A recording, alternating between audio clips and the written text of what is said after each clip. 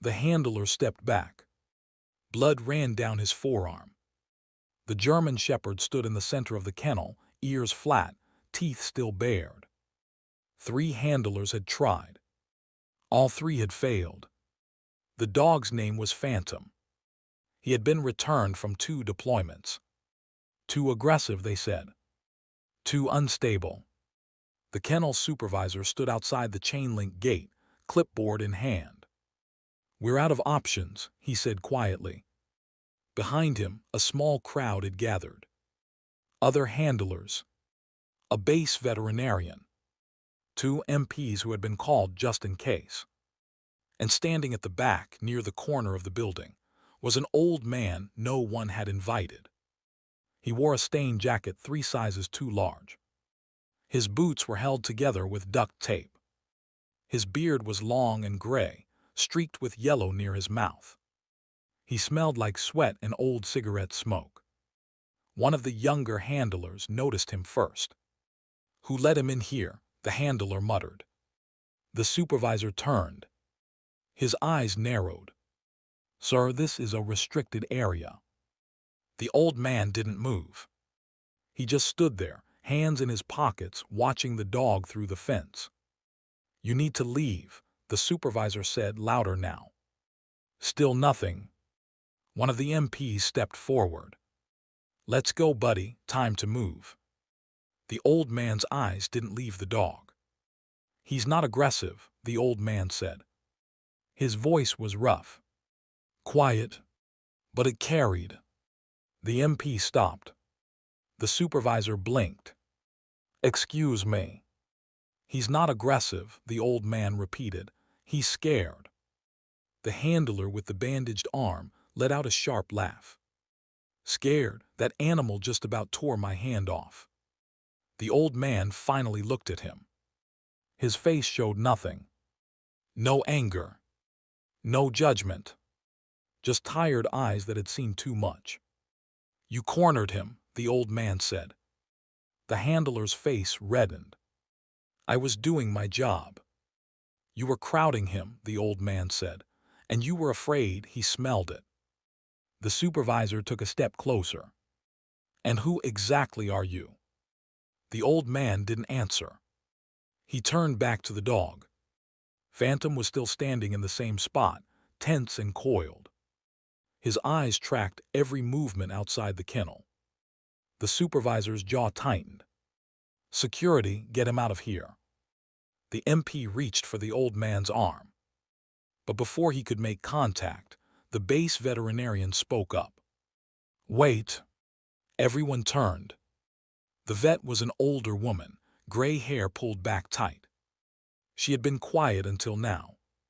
"Let him try," she said. The supervisor stared at her. "You can't be serious." "What do we have to lose?" she asked. "We're putting the dog down tomorrow anyway." The words hung in the air. The old man's expression didn't change, but something shifted in his eyes. The supervisor hesitated. Then he shook his head. "Fine, but if he gets bit, that's on him." The MP unlocked the gate. The old man stepped forward slowly. No one spoke. He moved like he had all the time in the world. The gate creaked as it opened. Phantom's ears shot up. His lips curled back, showing teeth. The old man stopped just inside the threshold. He didn't crouch. Didn't extend his hand. Didn't make a sound. He just stood there, waiting. The crowd outside the kennel held their breath. Seconds passed. Phantom growled low in his chest. The old man still didn't move. His hands stayed at his sides. His breathing was calm, steady. Then he spoke. One word. Quiet. Firm. Platz. Phantom's growl cut off. His ears swiveled forward. The old man said it again. Platz. The dog's body lowered. Slowly. Inch by inch. And then he dropped. Belly to the concrete. Front paws stretched forward. Head down. Submissive. The handler with the bandaged arm stepped closer to the fence, eyes wide. What the hell? The old man walked forward. Still slow. Still calm. He stopped in front of the dog. Phantom didn't move. The old man knelt. His knees cracked. He reached out one weathered hand and placed it on the dog's head. Phantom's tail twitched. Just once. Then the dog leaned into the touch. The old man closed his eyes. His hand moved gently over the dog's ears, down his neck. For a long moment, no one outside the kennel said a word. Then the veterinarian spoke quietly. "Who are you?" The old man didn't look up. "No one," he said. But his hand never stopped moving. Slow. Steady. Like he'd done it 1,000 times before. They brought him to an office. A small room with cinder block walls and a desk covered in paperwork. The supervisor sat across from him. The vet stood near the door. The old man sat in the plastic chair, hands folded in his lap. "How did you do that?" the supervisor asked. The old man shrugged. "I didn't do anything." "That's not an answer." The old man looked at him. "You want me to say I'm special? I'm not." The supervisor leaned back in his chair. "That dog has put 3 people in the clinic this month, and you walk in there and he drops like he's been doing it his whole life." The old man said nothing. The vet stepped forward. "Platz is German," she said. "Military working dogs are often trained in German or Dutch, but that command hasn't been standard in years." She paused. "When did you serve?" The old man glanced at her. Then away. "Long time ago." "Were you a handler?" Silence. The supervisor's phone buzzed. He ignored it. "Look," he said, "I don't care if you want to talk about it or not. That dog is supposed to be euthanized tomorrow, but if you can work with him, maybe we can buy some time." The old man's eyes narrowed. "You're going to kill him." "He's a liability," the supervisor said. "We can't deploy him, we can't adopt him out. What else are we supposed to do?" The old man's jaw tightened. For the first time, something resembling anger crossed his face. "That dog's not broken," he said quietly. "Then prove it," the supervisor said. The old man stared at him. The vet cleared her throat. "If you can get him stable enough for a behavioral eval, we can petition for a delay, maybe even a transfer." The old man looked down at his hands. They were scarred. Rough. The nails cracked and dirty. "I don't have anywhere to stay," he said. The supervisor and the vet exchanged a glance. "We have a visitor quarters," the vet said. "It's not much, but it's a bed." The old man was quiet for a long time. Then he nodded. "Once. I'll need 3 days," he said. "You've got 2, the supervisor replied. The old man slept in a narrow room with a cot and a sink. He didn't complain. Didn't ask for anything. At 500, he was already awake. By 5:30, he was standing outside Phantom's kennel. The morning air was cold. The base was still quiet. The dog was lying near the back wall. When the old man approached, Phantom's head lifted. But he didn't growl. The old man unlocked the gate himself. He stepped inside, closed it behind him. Phantom stood. The old man raised one hand. "Palm out." "Blabe," he said softly. "Stay." Phantom froze. The old man moved to the side of the kennel and sat down on the concrete, his back against the wall. He didn't look at the dog. Didn't speak. Just sat. Minutes passed. Then Phantom moved. Slow. Cautious. He crossed the kennel. Stopped a few feet away. The old man still didn't look at him. Phantom sat. Then, after a long pause, he lay down. His eyes never left the old man. They sat like that for an hour. No commands, no touch, just presence. By the second day, word had spread. Handlers came by between shifts to watch. They stood outside the fence, quiet, curious. The old man didn't acknowledge them.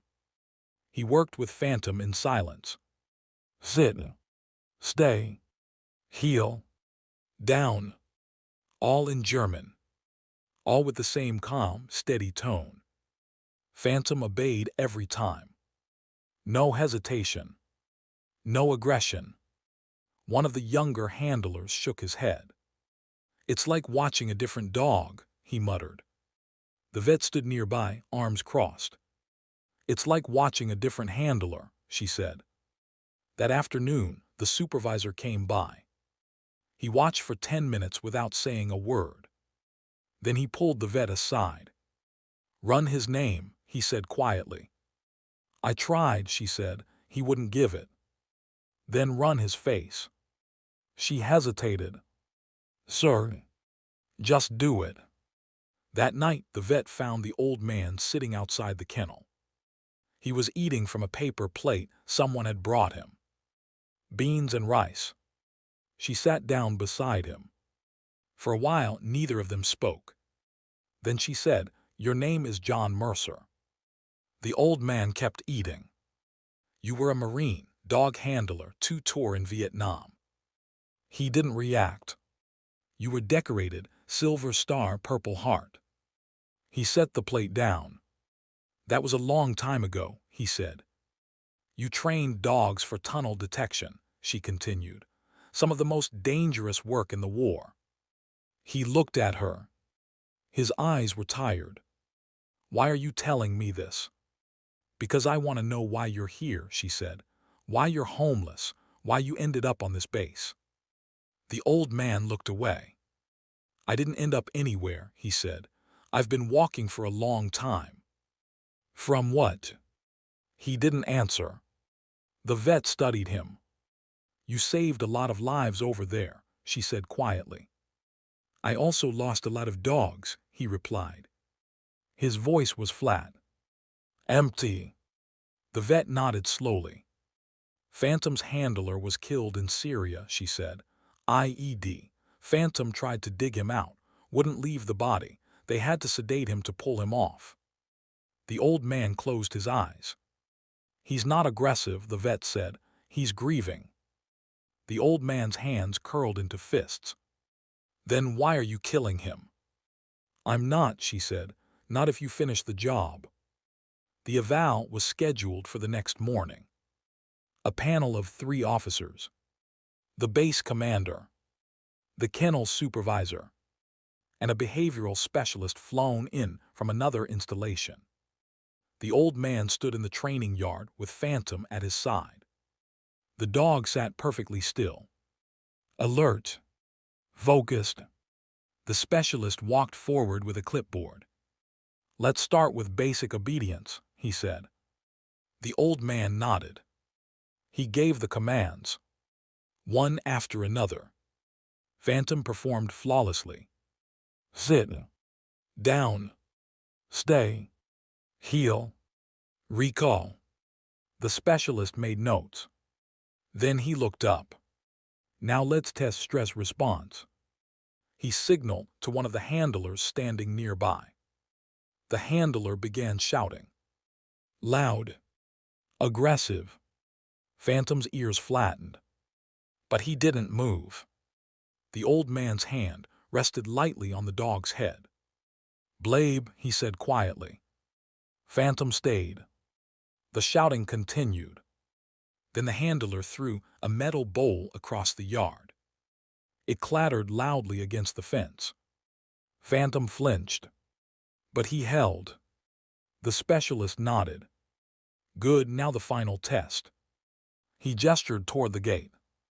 Another handler entered, wearing a bite sleeve. The old man's jaw tightened. He doesn't need to bite, the old man said. It's part of the eval, the specialist replied. The old man looked down at Phantom. The dog was tense now, his eyes locked on the padded sleeve. The old man hesitated. Then he gave the command. Vas. Attack. Phantom exploded forward. Fast. Precise. He hit the sleeve hard, jaws locked. The handler staggered but held his ground. The old man waited 3 seconds. Then he called out. O's. Release. Phantom let go immediately. He returned to the old man's side and sat, breathing hard, but controlled. The specialist wrote something down. Then he looked at the base commander. The commander stepped forward. He looked at the old man, then at the dog. Where did you serve, son? The old man met his eyes. Vietnam, 3rd Marines. The commander nodded slowly. Handler. Yes, sir. The commander studied him for a long moment. Then he turned to the specialist. Your recommendation. The specialist glanced at his notes. The dog is stable, obedient, responsive to command. I see no behavioral reason for euthanasia. The supervisor frowned. He's only responding to him, he said, gesturing at the old man. Then retrain your handlers, the specialist said flatly. The commander nodded. Agreed, the dog stays. He looked back at the old man. And you? The old man blinked. Sir, do you stay too? The old man opened his mouth, then closed it. He looked down at Phantom. The dog's eyes were on him. Trusting. Waiting. I don't, the old man started. We need handlers, the commander said. Good ones, you just proved you're one of the best.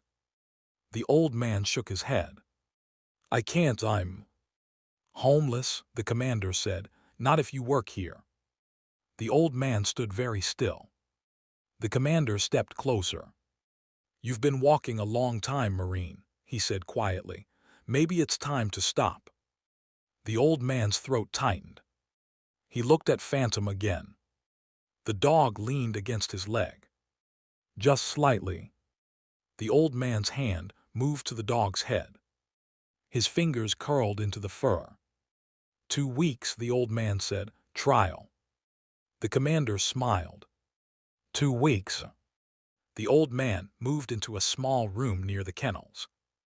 It wasn't much. A bed. A desk. A window that looked out over the training yard. But it was his. Phantom slept on a mat beside the bed. Every morning, the old man woke at 500. He took Phantom outside. They walked the perimeter of the base. Slowly. No commands. Just walking. The other handlers began to ask questions. Not about his past. About his methods. He showed them. Patiently. Quietly. How to read a dog's body. How to wait.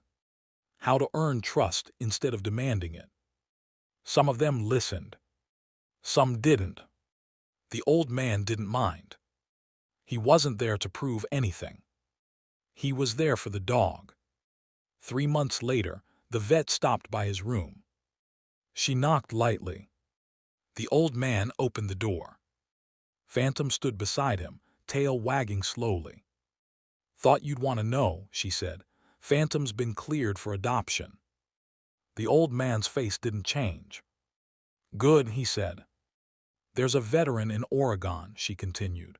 PTSD, lost both legs, he's looking for a service dog. The old man nodded.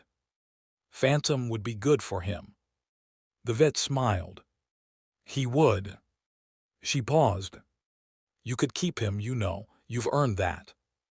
The old man looked down at the dog. Phantom looked back. He doesn't belong to me, the old man said quietly. He belongs out there, helping someone. The vet's smile faded. But she nodded. You're a good man, John Mercer. The old man didn't respond. The day Phantom left, the old man walked him to the transport van himself. The dog climbed in without hesitation. The old man stood at the door. Phantom turned, looked back. The old man raised his hand. Palm out. "Blade gut," he said softly. "Stay good." Phantom's tail wagged once. Then the door closed. The van pulled away. The old man stood there until it disappeared. Then he turned and walked back to the kennels. There were 6 other dogs waiting. All of them damaged. All of them scared. All of them worth saving. The old man rolled up his sleeves and got to work. The new dog's name was Ranger, a Belgian Malinois. Returned from Afghanistan with a shrapnel scar across his shoulder and a fear of loud noises. He wouldn't eat, wouldn't sleep, just paced his kennel for hours, eyes wide, panting. The old man sat outside the fence. Same as before. Quiet, patient, waiting. The younger handlers watched from a distance. One of them, a corporal named Hayes, had started following the old man around, asking questions, taking notes. "Why don't you go in?" Hayes asked. The old man didn't look at him. "He'll come when he's ready." "How do you know?" "Because he's still looking at me." Hayes glanced at the dog. Ranger had stopped packing. He stood near the back corner, head low, watching. "What if he doesn't come?" Hayes asked. "Then I sit here tomorrow too." Hayes shook his head. "Must take a lot of patience." The old man's mouth twitched. Almost a smile. "Takes respect," he said. "Patience is just what it looks like from the outside." Hayes was quiet for a moment. "Can I ask you something?" The old man waited. "Why did you come back?" Hayes asked. "After Phantom left, you could have left too, gone anywhere." The old man's eyes stayed on the dog. "Didn't have anywhere else to be." "That's not a reason." The old man finally looked at him. "You ever leave someone behind, Corporal?" Hayes stiffened. "Sir, I did," the old man said quietly. "More than once. Over there you don't get to choose. The dog goes down, you keep moving. Mission doesn't stop." He turned back to Ranger. "But here," he continued, "here I get to choose, so I choose to stay." Hayes didn't respond. He just nodded and sat down beside the old man. Together they waited. An hour passed. Then 2. The sun began to set. The base grew quiet. Finally, Ranger moved. 1 step. Then another. He crossed the kennel slowly. Stopped at the fence. The old man didn't reach for him. Didn't speak. He just sat. Ranger lowered his head. Pressed his nose against the chain link. The old man's hand came up slowly. He let his fingers rest against the fence, just barely touching the dog's nose through the metal. Ranger's eyes closed. Hayes watched in silence. After a long moment, he spoke quietly. "That's respect." The old man said nothing, but his hand stayed where it was. Winter came. The old man had been on base for 6 months. He had a routine now. Wake at 500. Walk the yard. Work with the dogs. Eat in the chow hall alone. Sleep. Repeat. He didn't talk much. Didn't socialize. But the handlers had started to come to him. Not for orders. For advice. How to handle a dog that wouldn't load into a vehicle. How to calm one that panicked during transport. How to read the signs before a dog broke. The old man answered their questions. Briefly. Clearly. Then went back to work. The base commander noticed. One morning, he called the old man into his office. The old man stood at ease, hands behind his back. The commander gestured to a chair. "Sit, Mercer." The old man sat. The commander leaned back. "You've been here half a year," he said. "How's it going?" "Fine, sir." "That's it, fine." The old man nodded. The commander smiled slightly. "You're a man of few words." "Yes, sir." The commander opened a folder on his desk. "I've been getting reports," he said, "from the kennel supervisor, the vet, the handlers." He looked up. "They all say the same thing. You've turned the program around." The old man said nothing. "We've had 0 incidents in 6 months," the commander continued. "No bites, no escapes, no failures in the field, and 3 dogs that were scheduled for euthanasia are now deployed overseas." He closed the folder. "That's because of you." The old man shifted slightly. "It's because of the dogs, sir. I just listened to them." The commander studied him. "I want to offer you a permanent position," he said. "Lead trainer, full benefits, housing, a real paycheck." The old man's jaw tightened. "Sir, I appreciate it, but I'm not." "Not what?" the commander interrupted. "Not qualified. You've got more experience than anyone on this base." "I'm not reliable," the old man said quietly. The commander frowned. "What does that mean?"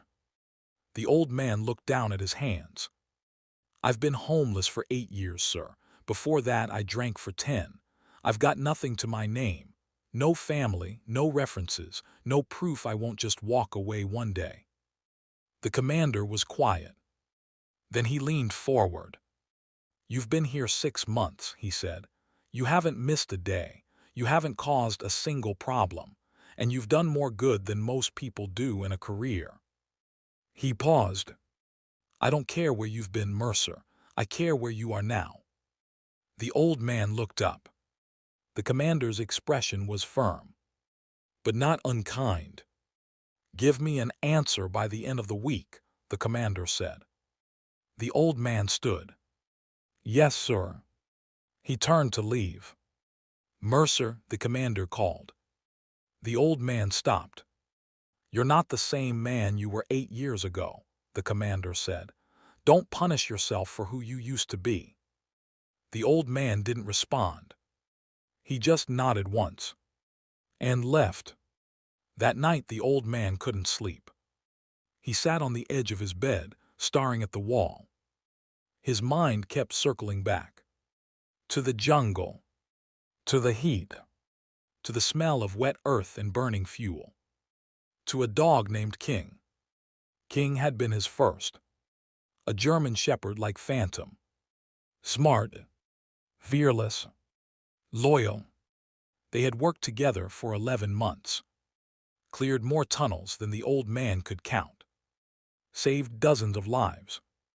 Then one day, King didn't come back up. The old man had waited at the tunnel entrance. Calling. Whistling. Nothing. They pulled King out 3 hours later. Dead. Throat torn open by a tripwire trap. The old man had carried the body himself. Wrapped him in a poncho. Buried him near the firebase. No ceremony. No words. Just a hole in the ground.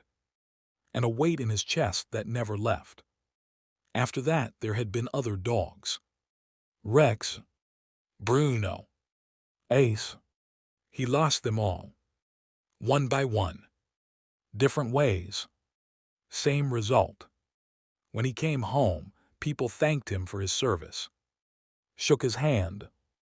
Told him he was a hero. But all he could see were the dogs.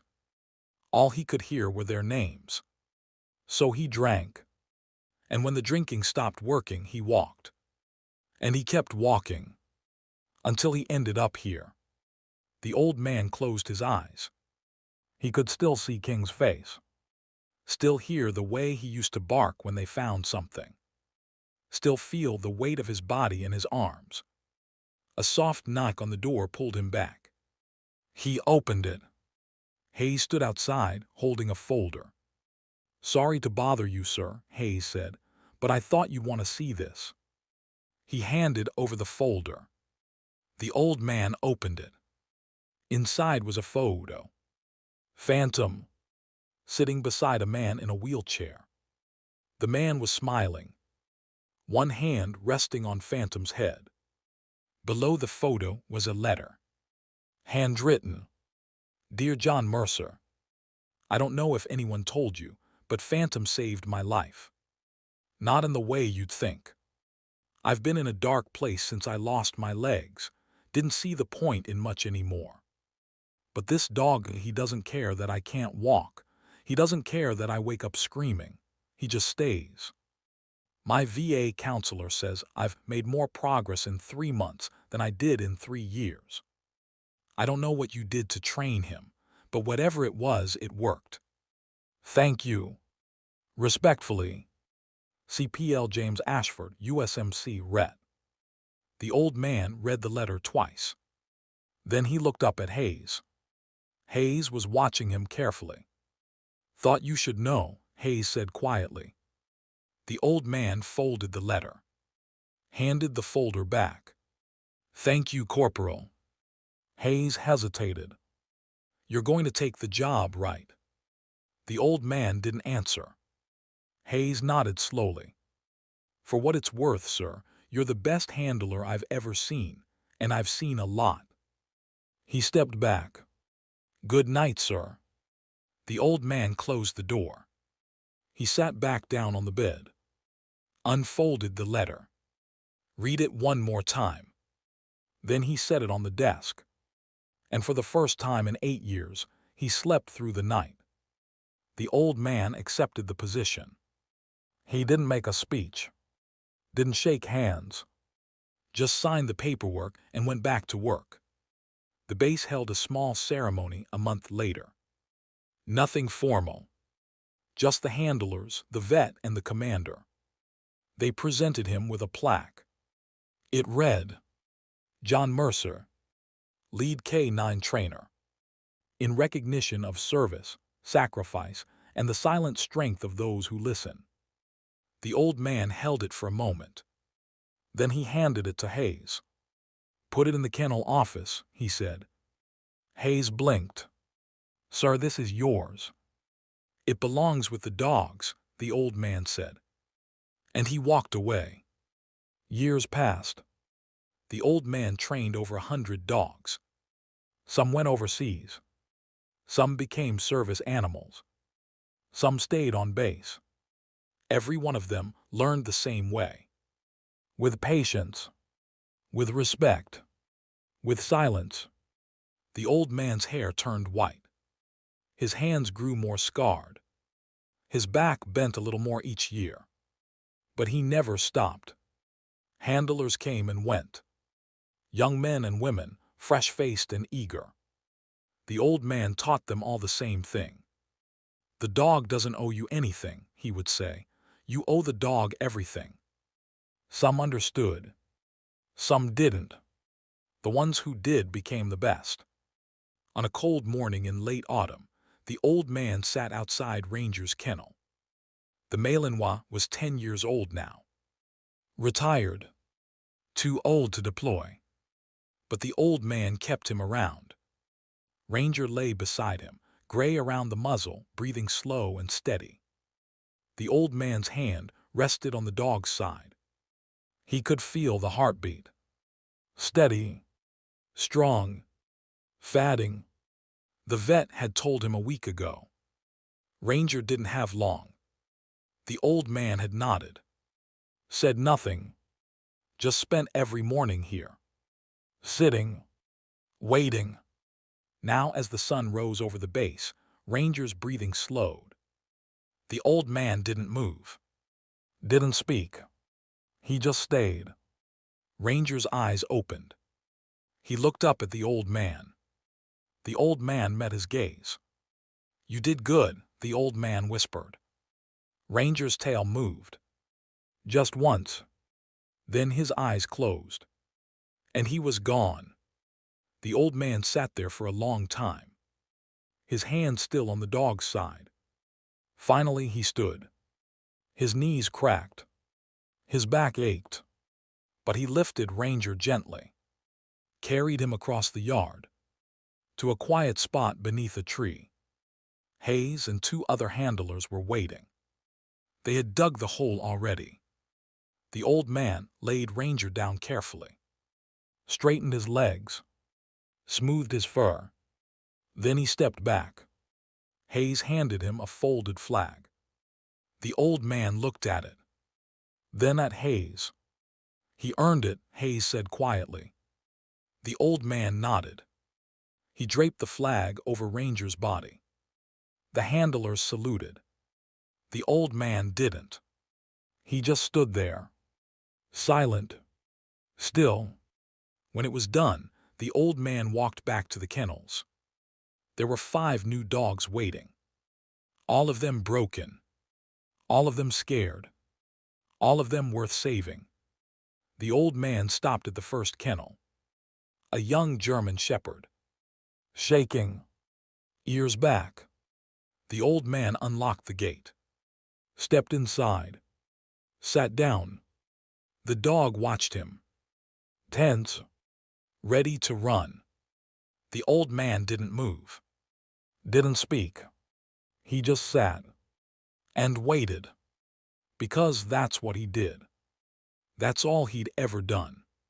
He waited for the dogs who had no one else, for the ones the world had given up on, for the ones who just needed someone to sit beside them in the dark. And he would keep waiting, for as long as it took, because they deserved that much. And so did he.